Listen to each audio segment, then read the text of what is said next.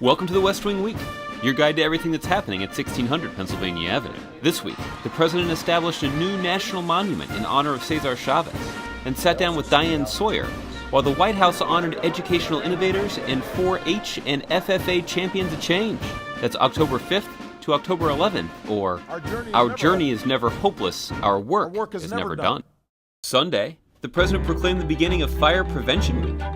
We talked with White House curator Bill Allman about the historic fire at the White House 2 centuries ago.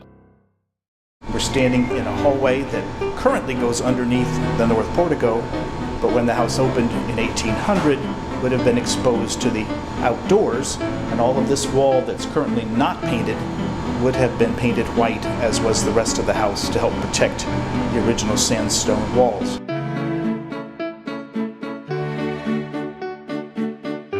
So this shows what the White House would look like without its coat of paint, this kind of soft beige sandstone quarried in nearby Virginia, and shows an area of dark black marks up near the top of the doorway, which are believed to be remnants of the fire of 1814, when the British burnt the White House during the War of 1812. And each of the doorways and windows acted as something of a chimney, and the flames licked out around the upper parts of the exposed areas. President Madison came back from the battlefield, found dinner set, First Lady Dolly Madison gone, and Mrs. Madison had left the house with the famous portrait of George Washington that hangs in the East Room. He and his cabinet quickly left as well, and then later that night the British arrived and ate the dinner and then set fire to the building. Thanks, Bill. And remember, safety first, because the damage could last 200 years. So I am a little embarrassed as I stand here to think that 200 years ago, my ancestors tried to burn this place down. Now, looking around me, I can see you've got the place a little better defended today. You're clearly not taking any risks with the Brits this time.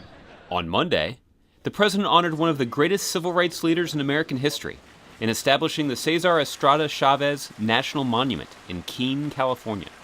The new national monument became the 398th unit of our national park system and includes Chavez's home, the headquarters of the United Farm Workers of America, and the memorial garden where Chavez is buried. He believed that when a worker is treated fairly and humanely by their employer, that adds meaning to the values this country was founded upon, and credence to the claim that out of many we are one. And he believed that when a child anywhere in America can dream beyond her circumstances and work to realize that dream, it makes all our futures just a little bit brighter. Our world is a better place because Cesar Chavez decided to change it. Let us honor his memory, but most importantly, let's live up to his example. On Tuesday, October 9th, which was also Beau's 4th birthday, the White House hosted an education data palooza to celebrate education-related private sector innovation.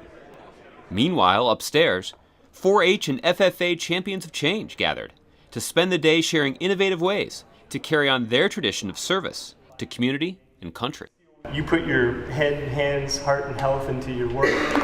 You represent the future of American agriculture and the future of this nation. We're so excited that you were here as Champions of Change this morning. On Wednesday, the president spent some time at the White House walking and talking with ABC's Diane Sawyer. One of the things about being in this office is you're reminded every day about what's at stake. To find out more information on any of these topics or to see complete videos of these events, go to whitehouse.gov. And thanks again for checking out your West Wing Week.